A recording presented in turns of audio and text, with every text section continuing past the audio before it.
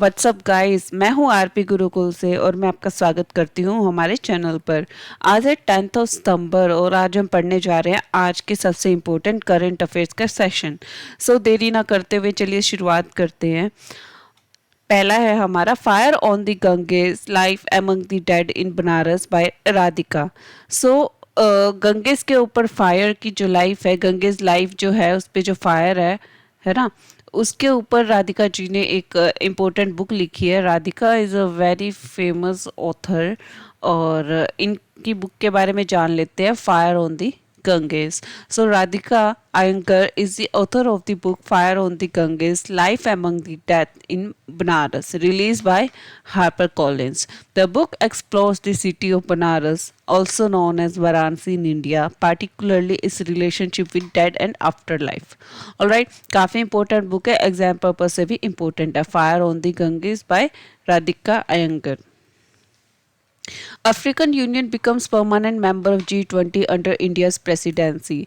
तो G20 की इस बार होस्टिंग कर रहा है इंडिया, तो अफ्रीकन यूनियन जो है इसके परमानेंट मेंबर बन गया है। तो G20 से रिलेटेड न्यूज़ आजकल काफ़ी इंपॉर्टेंट रहेगी, इसके बारे में पढ़ते हैं। During the opening session of the 2-day G20 summit, the African Union received an official invitation to join the group of 20 largest economies as a permanent member. तो अफ्रीकन यूनियन ने जो है as a permanent member G20 को join कर लिया है। This momentous declaration was made by Indian prime minister Narendra Modi. He emphasized the principle of सबका साथ, demonstration India's commitment to ensuring that the voices of all nations. अब आपको यही बात सबसे इम्पोर्टेंट याद रखनी है कि अफ्रीकन यूनियन अब एक परमानेंट मेंबर बन चुका है G20 का। और ये अनाउंसमेंट किसने की है? हमारे पीएम नरेंद्र मोदी जी ने की है। Following prime minister Modi's announcement, union of Comoros president and AU chairperson Azali Assoumani assumed his seat as a full member of the G20. तो आपको ये भी याद रखना है कि जब ये परमानेंट मेंबर बना तो इनके जो प्रेसिडेंट या चेयरमैन कौन रहे थे? अजाली उस्मानी रहे थे। ओके, ये इम्पोर्टेंट रखने, नाम इम्पोर्टेंट है। This marked a moment of pride and triumph for the African Union as it secured its place among the world's most influential economies. एक स्टेटिक का भी पार्ट है, ये भी हम पढ़ लेते हैं, एग्जाम पर्पज से इम्पोर्टेंट रहेगा। The G20 established in 1999।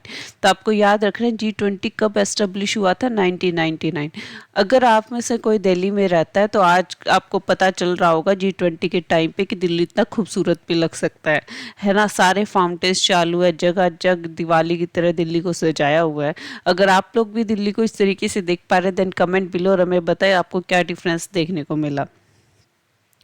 तो हमें यहाँ पे याद रखना है G20 जो है 1999 में एस्टेब्लिश हुई in response to various world economic crisis. ठीक है, वर्ल्ड में जो इकोनॉमिक क्राइसिस थे उसके रिस्पॉन्स में G20 बनाई गई थी 1999 में। Is a forum that brings together the world leading economies to discuss and address global economic challenges. तो ये एक प्लेटफॉर्म की तरह काम करती है जितनी वर्ल्ड की लार्जेस्ट इकोनॉमीज है, ताकि वो जो जो चैलेंजेस आ रहे हैं उससे रिलेटेड डिस्कशन कर सके। The G20 member countries collectively represent approximately 85% of global GDP। तो इसके अंदर जितनी भी कंट्रीज इंक्लूडेड है उसमें 85 कंट्रीज है वो कि ओवरऑल जितनी भी हमारी पूरी दुनिया में ग्लोबल जीडीपी है उसका 85% की वो परसेंटेज रखती है। अब 75% ऑफ ग्लोबल ट्रेड, जिसमें से 75% ग्लोबल ट्रेड का हिस्सा है and around 2/3 of the world population. और इन सभी कंट्रीज में, इन 20 अराउंड कंट्रीज में 2/3 पॉपुलेशन रहती है। अच्छा, आपको पता चला ना कि इंडिया ने चाइना की पॉपुलेशन को भी सरपास कर दिया है ना। नाउ इंडिया इज दी सबसे populated country. The inclusion of the African Union strengthens the G20's role as a platform for addressing global economic issues comprehensively. आगे बढ़ते हैं। और international day to protect education from attack 2023। आपने पढ़ा होगा पहले भी, जब भी कहीं पे अटैक करना होता था तो सबसे पहले उसकी एजुकेशन पे अटैक किया जाता था। तो एजुकेशन को प्रोटेक्ट करने के लिए अटैक से ये इंटरनेशनल डे सेलिब्रेट किया जाता है। कब? सितंबर 9 को ये सेलिब्रेट किया गया। The international day to protect education from attack is an international observance establish by the United Nation General Assembly, UN. इसको आप ऐसे कह सकते हैं UNGA, यानी United Nation General Assembly, September 9 every year. इस it was established in response to the growing number of attacks on school and educational institute around the world. तो आजकल स्कूलों पे और एजुकेशनल इंस्टीट्यूट पे जो अटैक्स हो रहे हैं उसके रिस्पॉन्स में ये डे ऑब्जर्व किया जाता है। This attacks can take many forms including shelling, bombing and occupation. They can also include the recruitment and use of children in armed conflict. दोस्तों कुछ कंट्रीज में तो ये आम बात है, जब चिल्ड्रन को बहका के उनको आर्म्ड कॉन्फ्लिक्ट में डाल दिया जाता है, उनकी एजुकेशन पे वार किया जाता है, उनको पढ़ाया लिखाया नहीं जाता। तो उसके लिए अवेयरनेस पैदा करने के लिए ये इंटरनेशनल डे ऑब्जर्व किया जाता है सितंबर 9 को। SBI unveils nation first transit card for digital fair payments. अब डिजिटल फेयर पेमेंट्स के लिए फर्स्ट ट्रांजिट कार्ड लॉन्च किया है, SBI ने लॉन्च किया है। तो SBI, the country's largest lender, has taken a significant step in enhancing the commuting experience and promoting digital payment adoption with the launch of the national first transit card. आपको इसमें से बस एक ही चीज़ याद रखनी है, क्या कि नेशन का पहला ट्रांजिट कार्ड किसने लॉन्च किया है? SBI ने। The innovative card is designed to facilitate seamless and convenient customer commuting experiences, offering easy digital ticketing fare payments across various modes of transportation such as metro, buses, water ferries, parking and more, although a single card। तो एक card से आप इन सब की payment कर पाएंगे। Okay, digitally payment आप कर पाएंगे। Additionally the card can also be use for making retail and e commerce payment. Retail और ई कॉमर्स पेमेंट के लिए भी यूज़ किया जाएगा। यहाँ पे आपको स्टेट का पार्ट याद रखना है कि दिनेश कुमार खारा जो है SBI के चेयरपर्सन है। देखो ये जो हमारी जो डिटेल्स है ये मैं आपको इसलिए देती हूँ ताकि स्टोरी के फॉर्म में थोड़ा बहुत और इन्फॉर्मेशन हो तो आपको लंबे समय तक याद रहे। नहीं तो वन लाइनर कराओगे ना आप दूसरे दिन भूल जाओगे। ऐसे थोड़ा स्टोरी के रूप में आप कोई इवेंट याद रखते हो ना तो लंबे समय तक याद रहता है। सो यहाँ से इम्पोर्टेंट तो आपके लिए एक ही चीज़ है कि नेशन का पहला ट्रांजिट कार्ड SBI ने अनवेल किया है। A book on UP CM Yogi Adityanath creates history with 67 launches. तो एक किताब लिखी गई है यूपी के CM योगी आदित्यनाथ पे 67 टाइम्स लॉन्च हो चुकी है। ऑलराइट, सो इसके बारे में पढ़ते हैं। The recently launch graphic novel Ajay to Yogi Adityanath had made history by achieving the highest number of book launches, earning it a place in the Asia's Book of Record। तो highest number of book launches हुआ है तो Asia book of records में इनका नाम दर्ज हो चुका है, इस किताब का नाम। This remarkable novel pen by renowned author. ये आपको याद रखना है, जब इसने हिस्ट्री क्रिएट करती है तो इनके ऑथर का नाम भी इंपॉर्टेंट हो जाता है। तो book on UP CM Yogi creates history with 67 launches. Book का नाम क्या है? अजय टू आदित्यनाथ। ओके, और इनके जो ऑथर कौन है? शांतनु गुप्ता है। कौन है? शांतनु गुप्ता। तो आपको याद रखना है, एग्जाम पॉइंट ऑफ पर्पज से इंपॉर्टेंट रहेगा। ऑलराइट, सो बुक का नाम क्या है? अजय टू योगी आदित्यनाथ, और इसके ऑथर कौन है? शांतनु गुप्ता जी हैं। Delves into the life of Uttar Pradesh chief minister Yogi Adityanath, tracing his journey from humble beginnings to the pinnacle of political leadership. तो उनकी लाइफ स्टाइल के बारे में बताया गया है, जीवन के बारे में बताया गया है इस बुक में कि अजय से योगी आदित्यनाथ कैसे बने। ऑलराइट, सो ये बुक को आपको याद रखना है। Country's first underground power transformer in Bengaluru install. अगर आपसे ये पूछे कि पहला अंडरग्राउंड पावर ट्रांसफॉर्मर कहाँ पे लगा है तो बेंगलुरु में लगा है। That's your one liner thing.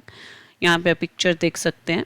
In a ground breaking movement for the city of Bengaluru, energy minister KJ George. यहाँ पे आपको बात याद रखनी है, एनर्जी मिनिस्टर कौन है? KJ George inaugurated the country's inaugural underground transformer centre. जमीन के नीचे ट्रांसफॉर्मर सेंटर खोला है to ensure the safety and convenience of Bengaluru's residents. तो बेंगलोर में रहने वाले लोगों के लिए सेफ्टी और कन्वीनियंस के हिसाब से ये खोला गया। The underground centre features specifically constructed chamber beneath the earth surface. तो अर्थ सरफेस के अंदर एक चैम्बर बनाया गया है जिसकी क्या फीचर है, जिसको रीइंफोर्स किया गया है 30 mm सीमेंट ब्लॉक से, providing a stable foundation for the electric कल ट्रांसफॉर्मेशन, जिससे एक स्टेबल फाउंडेशन एक फॉर्म होता है और काफ़ी स्टेबल हो जाता है transformer. So what you need to learn and remember that country's first underground power transformer is launched in Bengaluru.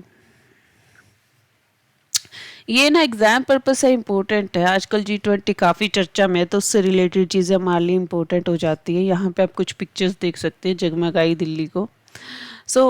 Bharat Mandapam है क्या, इसके बारे में थोड़ा सा पढ़ लेते हैं। Situated within New Delhi Pragati Maidan, Bharat Mandapam stands as a symbol of India's hosting the G20 summit. Bharat Mandapam एक सिंबल है जहाँ पे इंडिया ने होस्ट किए G20 summit. This remarkable venue will serve as the backdrop for pivotal discussions among world leaders including Joe Biden, Rishi Sunak and Emmanuel Macron. Moreover, it will host the working lunch hosted by Prime Minister Narendra Modi for these esteemed global leaders. तो ये एक तरीके से venue है जहाँ पे lunch वगैरह भी इन लोगों ने साथ मिलके किया है और डिस्कशंस रूम वगैरह भी है और वर्ल्ड लीडर्स का यहाँ पे काफ़ी अच्छे से स्वागत किया गया है और यहीं पे सारी व्यवस्थाएं की गई हैं। A prominent feature of Bharat Mandapam is the monumental bronze statue of Nataraja standing at a towering height of 27 feet. इसका एक बहुत ही शानदार एक मूर्ति, मैंने कल भी बताया था इसके बारे में, 27 फीट एक शानदार मूर्ति है नटराजा की, वो यहाँ पे स्थापित की गई है। The venue includes an impressive multipurpose hall and plenary hall capable of accommodating up to 7,000 attendees.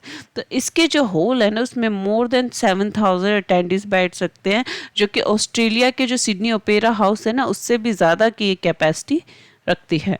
Built at an investment of approximately rupees 2700 crores, Bharat Mandapam is equipped with numerous meeting rooms, auditoriums, lounges, and amphitheater, and a fully equipped business center, making it stable for a wide range of events. तो इसको जो है 2700 करोड़ की लागत से बनाया गया है, ठीक है, ये आपको याद रखना है।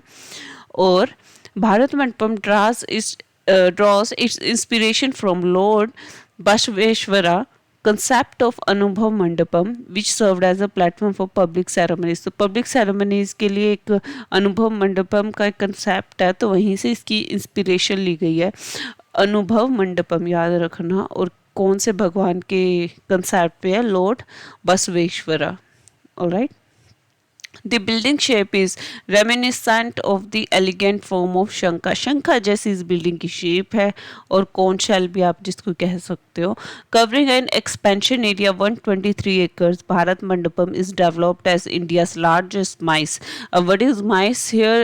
M मतलब मीटिंग्स, I मतलब इंसेंटिव्स, C मतलब कॉन्फ्रेंसेस एंड E मतलब एग्जीबिशंस डेस्टिनेशन। ठीक है, this is all about Bharat Mandapam. एक और चीज़ इम्पोर्टेंट आपने सुना होगा, थीम है ना G20 का, वासुदेव कुटुंबकम। तो इसका क्या मतलब है? द 18th, ये G20 समिट कौन सा है? 18th। The 18th G20 summit set to take place in New Delhi in 2023 carries a profound theme that resonates deeply with the global community. The theme Vasudev Kutumbakam, derived from ancient Sanskrit literature, embodies the essence of unity and interconnectedness. So Vasudev Kutumbakam का जो derivation है वो Sanskrit literature से लिया गया है, जिसका completely मतलब है यूनिटी और कनेक्टिविटी। अंडरस्टैंडिंग वासुदेव कुटुंबकम संस्कृत का ओरिजिन है, वेयर महाउपनिषद में इसकी रूट्स मिलती हैं। ओके, इन संस्कृत वासुदेव रेफर्स टू वर्ल्ड और अर्थ, while कुटुंबकम means family. Translated it means the world is one family, one earth, one family and one future. Exam में पता है कैसे आएगा ये? पहले वन फैमिली लिख देंगे फॉर एसएससी वालों के लिए, फिर वन फ्यूचर लिख देंगे, फिर वन अर्थ लिख देंगे, है ना, तो काफ़ी कंफ्यूजिंग रहता है। तो पहले वन अर्थ है, फिर वन फैमिली है, वन फ्यूचर। इसको कैसे याद रख सकते हैं? अल्फ़ाबेटिकली डिक्शनरी सीक्वेंस के हिसाब से याद रख सकते हो। जैसे अर्थ पहले आता है, फिर एफ ए वाला बाद में आएगा, फिर एफ यू वाला बाद में आएगा, तो आप ऐसे याद रख सकते हो और इम्पोर्टेंट है ये काफ़ी, है ना। The theme for the G20 summit aptly translates Vasudev Kutumbakam into English as One Earth, One Family, One Future. This translation captures the essence of global togetherness and shared aspirations. Another news, Goa governor launches मशाल for 37 national game.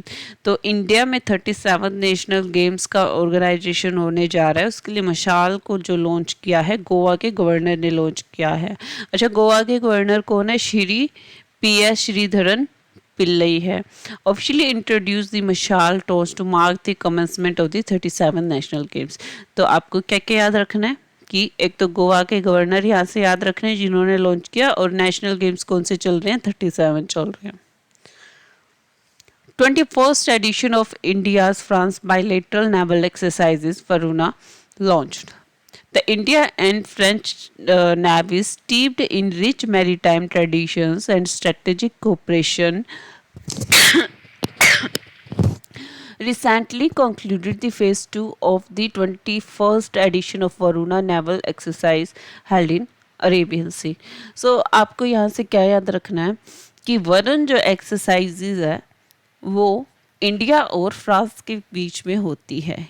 किसके बीच में? India और France के बीच में होती है। तो कौन सा एडिशन है? 21st एडिशन है। फर्स्ट फेज हो चुका है, अब ये था सेकंड फेज। ऑलराइट, तो आपको याद रखना है, सबसे ज़्यादा क्या याद रखना है कि वरुण जो एक्सरसाइजेज है वो फ्रांस और इंडिया के बीच में होती है। और that's all guys, thank you कि आपने ये पूरा वीडियो देखा है। आपके वैल्यूएबल टाइम को हम रिस्पेक्ट करते हैं। अगर आप किसी भी तरीके से कोई क्वेश्चन पूछना चाहते हैं तो हम सभी प्लेटफॉर्म पे अवेलेबल है।